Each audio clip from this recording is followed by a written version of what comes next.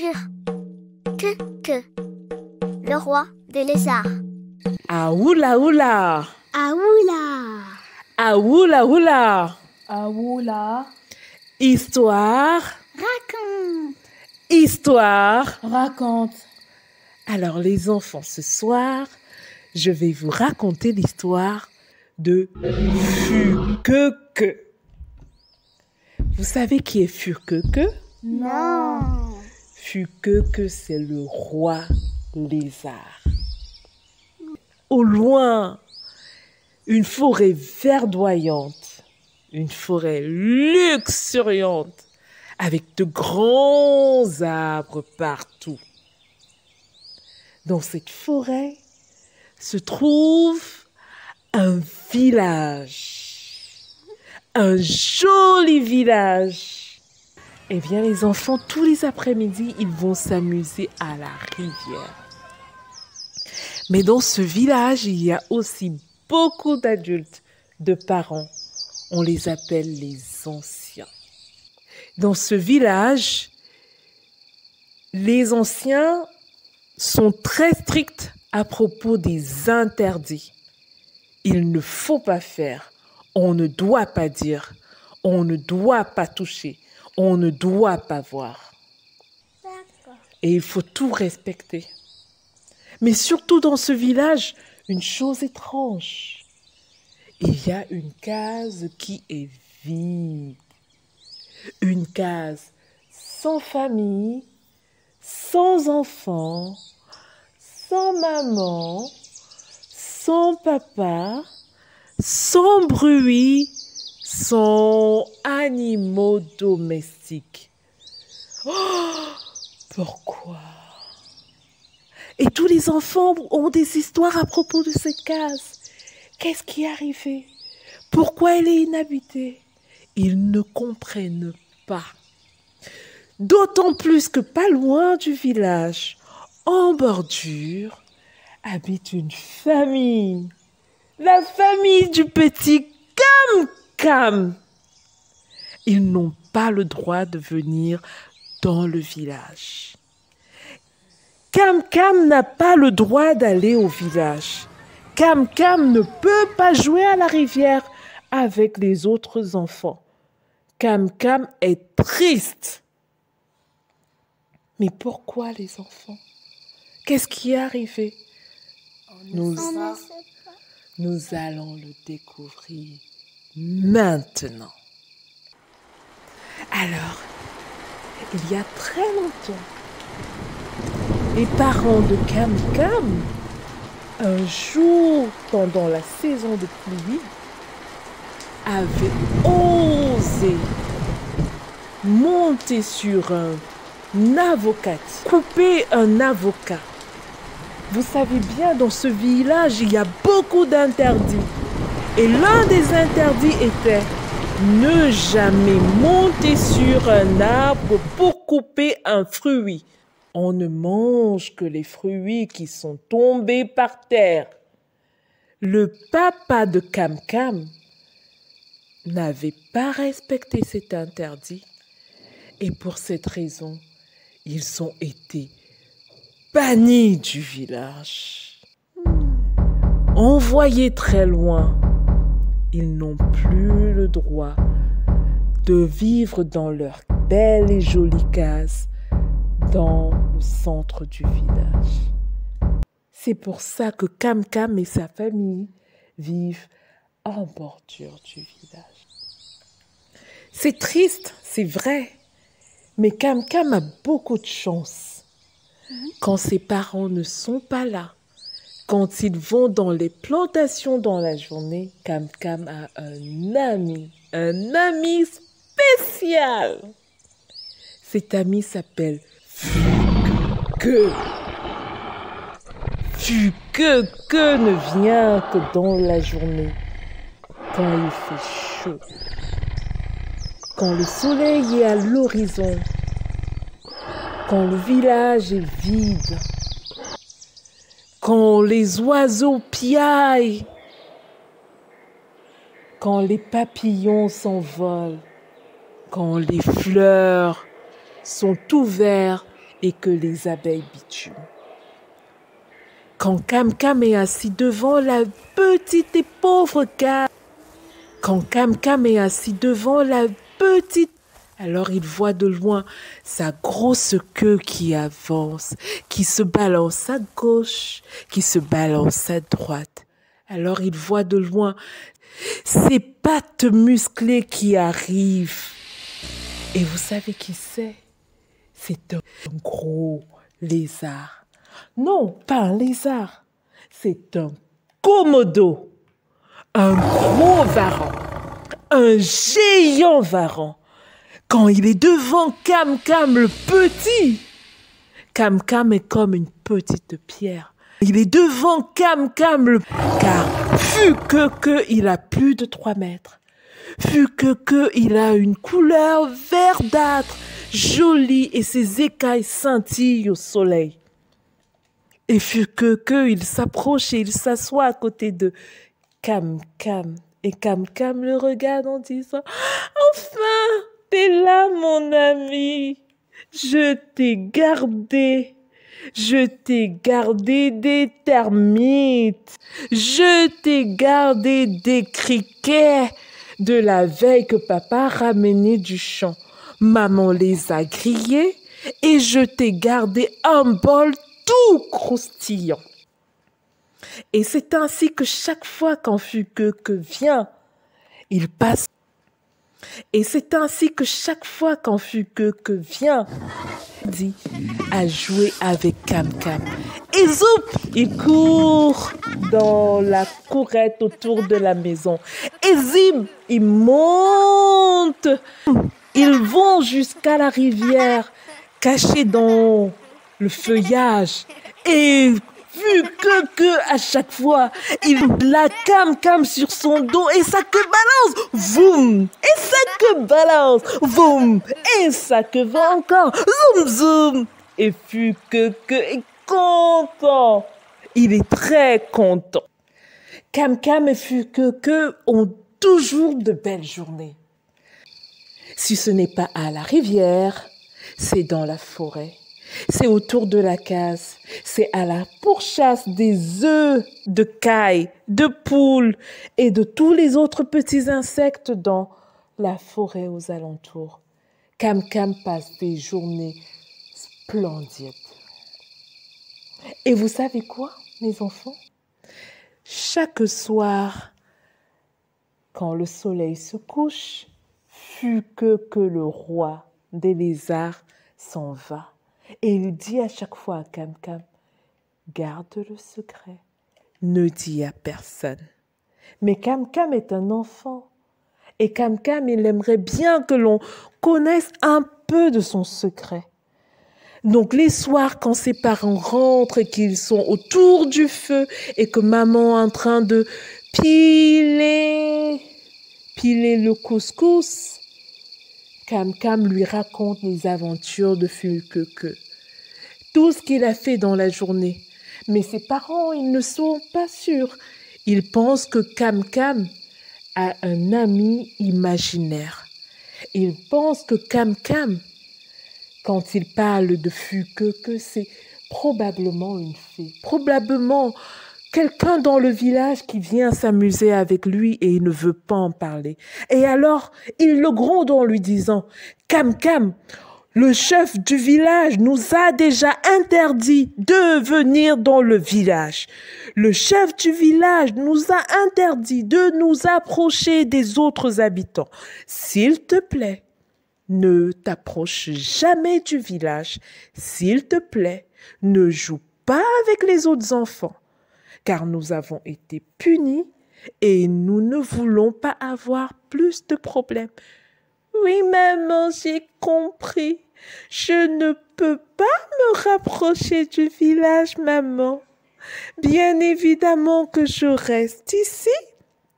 Mais mon ami, s'il fut que le roi des lézards.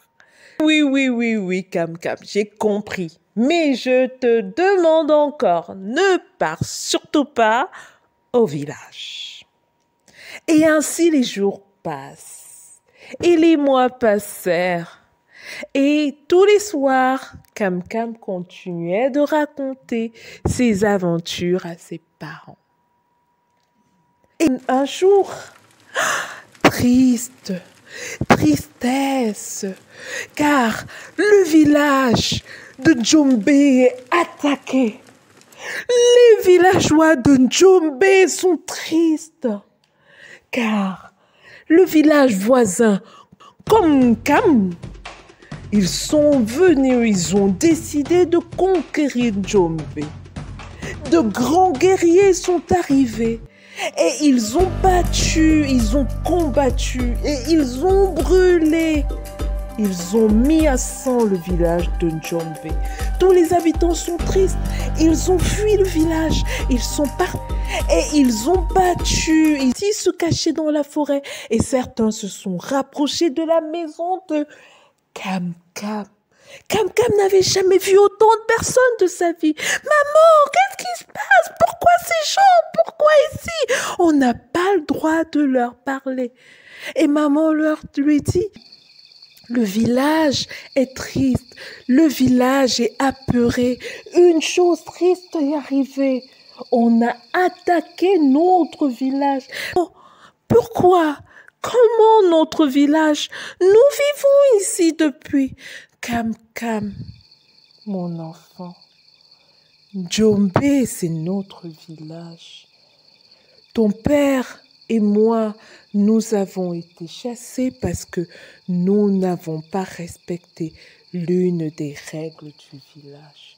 C'est pour cela que nous vivons en bordure du village, dans la forêt. Mais maman, qu'est-ce qu'on va faire maintenant qu'ils ont fui le village, qu'ils ont tout abandonné? Est-ce qu'on peut leur venir en aide? Mais Cam Cam, tu sais qu'on n'a rien.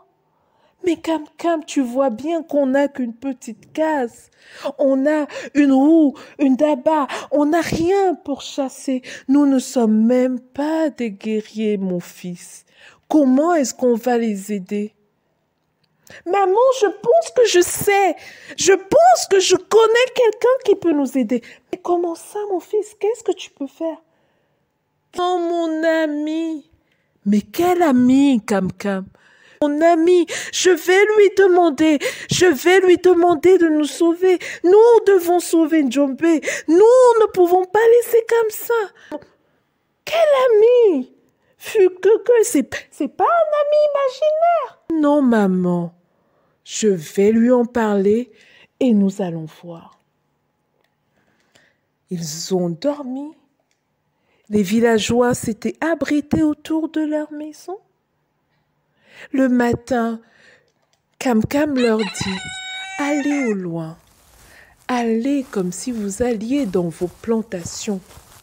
J'ai besoin de calme ici. J'ai besoin d'être seul afin que mon ami vienne me rendre visite. Je lui demanderai de nous aider. Et en quelques minutes, le calme revint. Tous les villageois étaient partis. Ils avaient suivi la maman de Cam Cam et son papa dans les plantations au fond de la forêt. Et Cam Cam s'est assis devant la case, comme d'habitude, en train d'attendre, avec un petit plat, une petite calebasse d'insectes grillés. Quand le soleil fut à l'horizon, quand c'était bien chaud, quand le soleil tapait à midi, comme d'habitude, flap, flop, flap, flop. De loin, il entendait ce bruit. C'est le bruit de la queue de Fuquequeu. Et il lève les yeux et il voit de loin la silhouette du grand lézard, le géant Komodo qui approche. Et le lézard qui tend la langue comme s'il souriait à Cam Cam. Ami, je suis venu. Comment vas-tu, mon ami? Depuis hier, tu m'as manqué. Et Cam Cam s'est approché de Fuquequeu. S'il te plaît, que j'ai besoin de ton aide. Que puis-je pour toi, Cam Cam? Tu es la seule personne qui peut me voir. Tu es le seul humain avec lequel je parle, qui me respecte, qui m'entend, qui m'écoute. Si je peux faire quelque chose pour moi, pour toi, dis-le-moi et je le ferai. Que le village d'où viennent mes parents a été attaqué par le village de Komkam. Ils sont venus et ils ont battu les guerriers, détruit les maisons, cassé tout et chassé les villageois. Depuis hier, nous les abritons. Est-ce que tu peux les aider?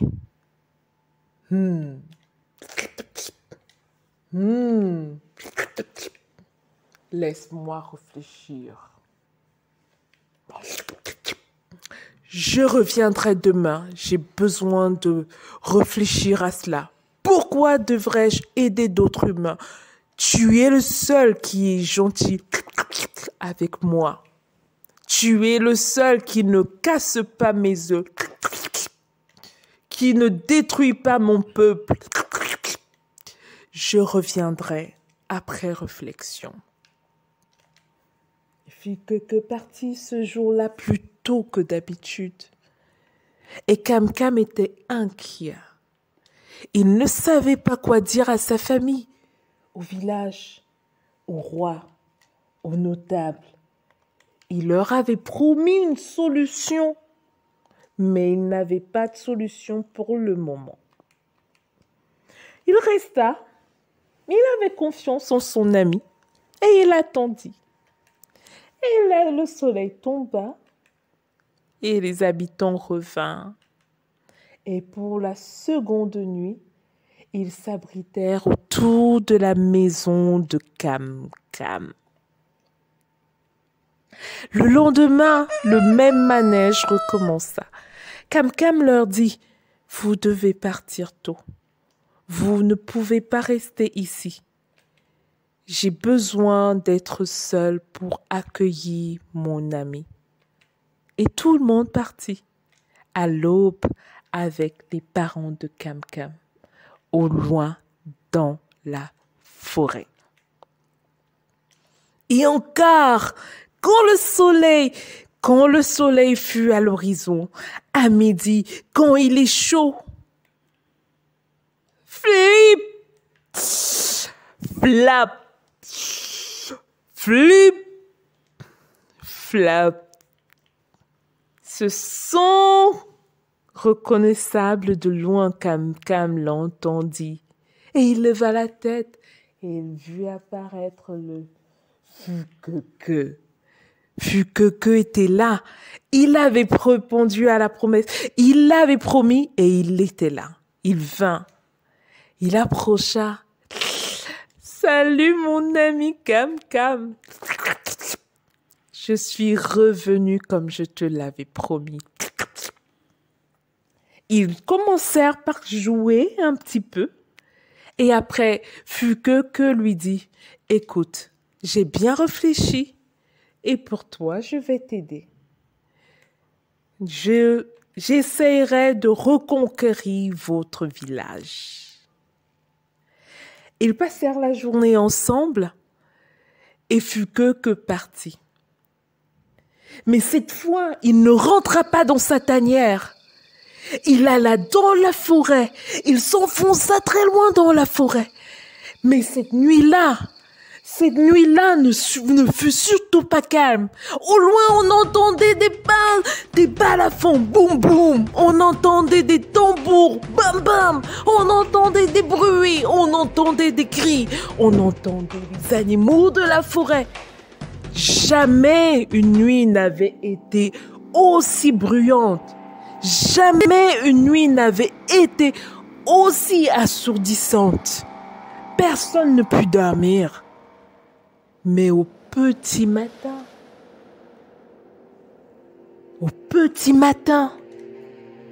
Fuquequeu avait libéré le village de Djombe.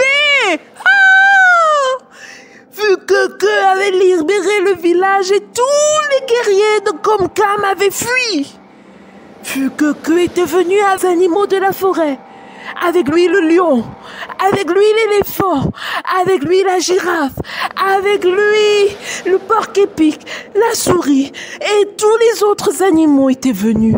Et pour une fois, ils avaient effrayé les humains, les méchants humains de Komkam, et ils avaient libéré le village de Njombe.